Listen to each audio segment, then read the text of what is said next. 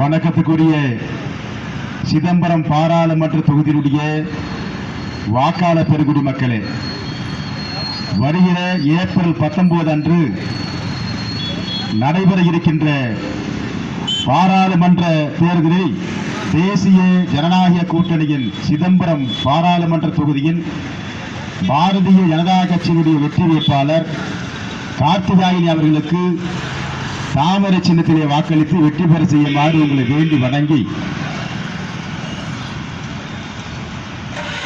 இன்றைக்கு 10 ஆண்டு காலம் நல்லாட்சி புரிந்த நாயகர் பாரத பிரதமர் நரேந்திர மோடி அவர்கள் 3வது முறையாக பிரதமராக அவருடைய கரத்தை வலுப்படுத்த நீங்கள் வாக்களிக்க வேண்டிய சின்னம் தான் தாமரை.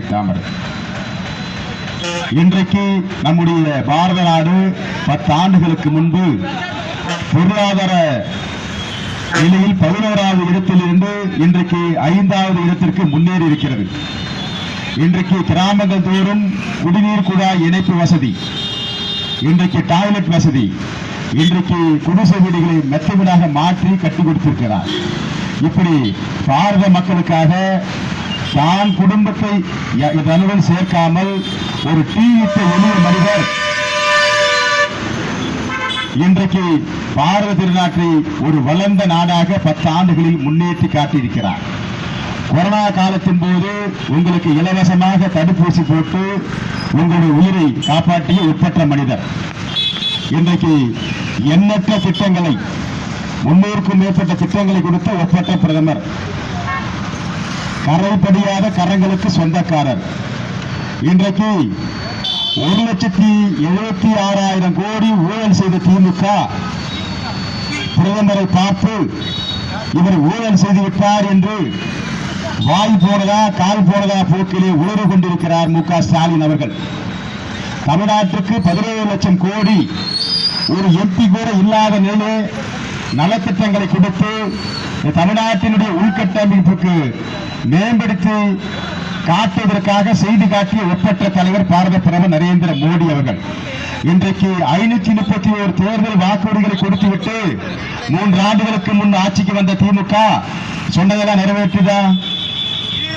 சிலிண்டருக்கு 100 ரூபாய் கொடுப்போம் சொன்னார். 3 வருஷம் ஆச்சு, கொடுக்க முடியல. பாரத பிரதமர் அவர்கள் சிலிண்டருடைய விலையை குறைத்து இன்றைக்கு 400 ரூபாய் மானியத்தில் இன்னைக்கும் உஜ்வாலா திட்டத்தில் மகளிருக்கு சிலிண்டர் கொடுத்து கொண்டிருக்கிறார். இன்னைக்கு 2 முறை சிலிண்டர் விலையை குறைச்சிருக்கார். இது தேர்தல் வாக்குறுதி சொல்லாது. பெட்ரோல் விலையை 19 ரூபாயும் டீசல் விலையை 15 ரூபாயும் குறைச்சிருக்கிறார். மு.க. ஸ்டாலின் அவர்கள் ஆட்சிக்கு வந்தா டீசல 4 ரூபாய்க்கு, பெட்ரோலுக்கு 5 ரூபாயும் குறைப்பாங்க. இது வரைக்கும் கிடையாது. அனைத்து குடும்ப தலைவிக்கும் நாங்க 1000 ரூபாய் தருவோம்னு சொல்றாங்க. பக்கத்து வீட்டுல வருது, எழுத்து வீட்டுல வரமாட்டுது. அவருக்குள்ள சண்டையை மூட்டி விட்டுருக்கார். எந்த தகுதியுமே இல்லாம நான் தருவேன்னு சொல்லுவார். வந்த உடனே நான் தகுதி அடிப்படையில் தருவேன்னு சொல்லுவார். இன்றைக்கு இந்த 3 ஆண்டு காலத்திலே திமுக நமக்கு தமிழ்நாட்டிலே கடன் சுமை 8 லட்சம் கோடி. ஒரு நாளைக்கு வட்டி மட்டுமே 11 கோடி கட்டுறோம். மாசம் 330 கோடி பணத்தை எடுத்து வச்சுதான் இவர் அடுத்த நிர்வாகத்தை பண்ண முடியும். அரசு ஊழியர்களுக்கு நாங்க பழைய பென்ஷன் திட்டத்தை தருவோம், அவர்களுடைய பிரச்சனைகளை உடனே தீர்ப்போம் சொன்னாரு. இது வரைக்கும் தீர்க்கல. இடைநிலை ஆசிரியருக்குள்ள ஊதிய முரண்பாடு நாங்க தீர்த்து காட்டுவோம், இது வரைக்கும் தீர்க்க முடியல. இசை பயிற்சி ஆசிரியர், ஓவிய பயிற்சி ஆசிரியருக்கு நிரந்தரம் செய்வோம் சொன்னார். இது வரைக்கும் செய்யல. நாங்க ஆட்சிக்கு வந்தோடனே 5 லட்சம் இளைஞர்களுக்கு, தமிழ்நாட்டு இளைஞர்களுக்கு டிஎன்பிசி மூலமாகவும் நான் இன்றைய மூலமாகவும் வேலை தருவோம் சொன்னாரு. இது வரைக்கும் தரல.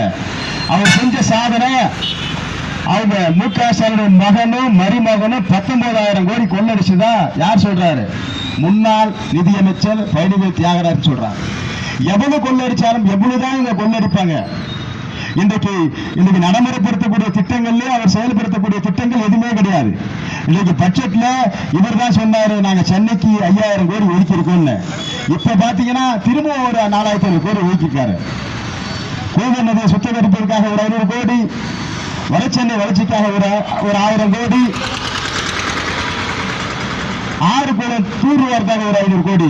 பேரை பார்த்தீங்கன்னா எல்லாமே சென்னையை வெள்ள நிவாரணத்தை தடுக்கிற திட்டம் தான் இது. வருஷமா அவங்க அப்பா கருணாநிதி கூவத்துல நாங்க சுத்தம் பண்ணும் போது முதல்ல கடிக்க ஆரம்பிச்சதுல இருந்து இன்ன வரைக்கும் அந்த பணம் எங்க போகும்னு தெரியல.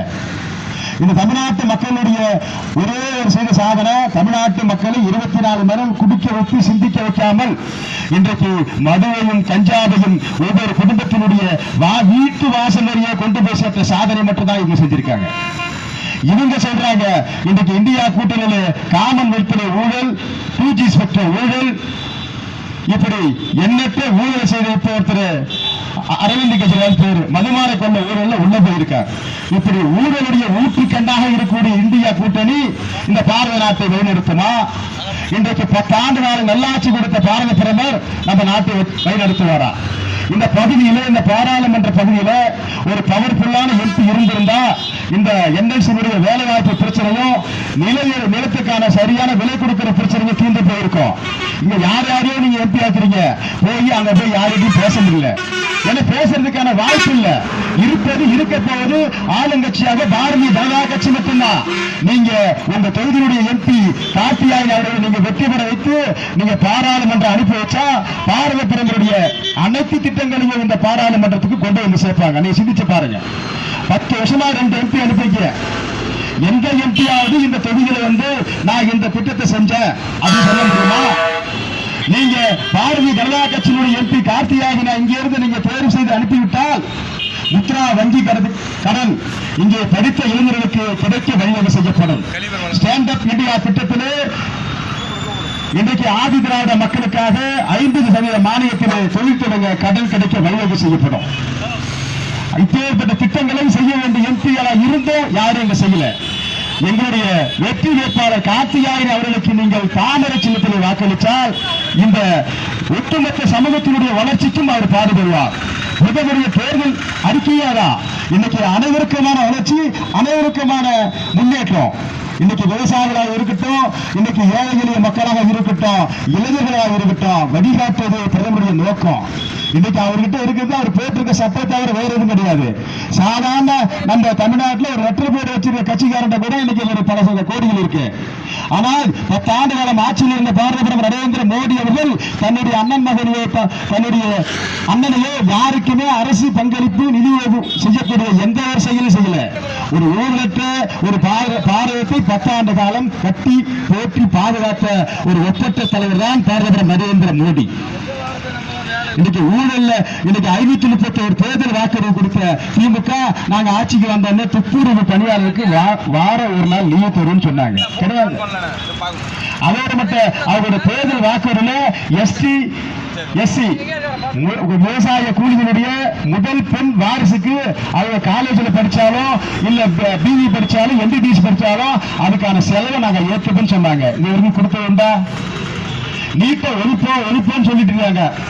ஏன்னா இவருடைய திமுகவுடைய காந்தி செல்வன் மத்திய சுகாதார அமைச்சராக 2010 இருக்கும் போது அவரு தாங்க அந்த நீட்டு மசோதா கொண்டு வரும்போது ஆதரிச்சு கையெழுத்து போட்டவர். கொண்டு வந்தவங்க நீங்க, ஆதரிச்சு கையெழுத்து போட்டவங்க நீங்க. இப்ப எதிர்ப்பது என்ன நாடகம்? என்ன சொன்னாலும் இந்த தமிழ்நாட்டு மக்கள் ஒத்துப்பாங்கன்னு நினைக்கிறீங்களா? 531 தேர்தல் வாக்குறுதி கொடுத்துட்டு ஏற்கனவே வடையை நல்லா சுத்தீங்க. இப்ப பாராளுமன்ற தேர்தலில் மத்தியிலே ஆட்சி அமைக்க வேண்டும் என்றால் 272 எம்பிக்கள் வேண்டும். 20 தொகுதியில் நிற்கிற திமுக தேர்தல் அறிக்கை வெளியிடுது.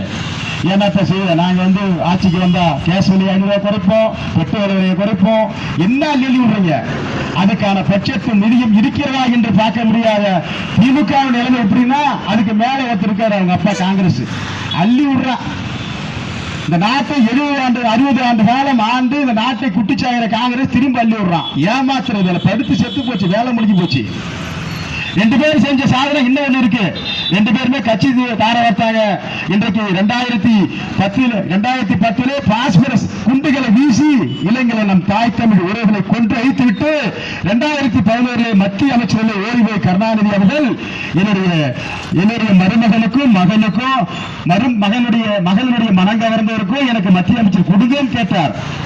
இவரெல்லாம் தமிழ் மக்கள் சாகிற போது அவருக்கான எந்த விதமான முன்ன ஒரு தடையோ இல்ல அந்த போரை நிறுத்துவதற்கான ஒரு எந்த விதமான நிவாரணமோ கிடைக்க சொல்ல அதை பற்றி அவர் கவலைப்பட்டதே கிடையாது. அவர் உண்ணாவிரம் இருந்தாருங்க. காலையில போய் சாப்பிட்டு மத்தியானம் சாப்பிடுறதுக்குள்ள முடிச்சிட்டார். உலகத்திலே இந்த மாதிரி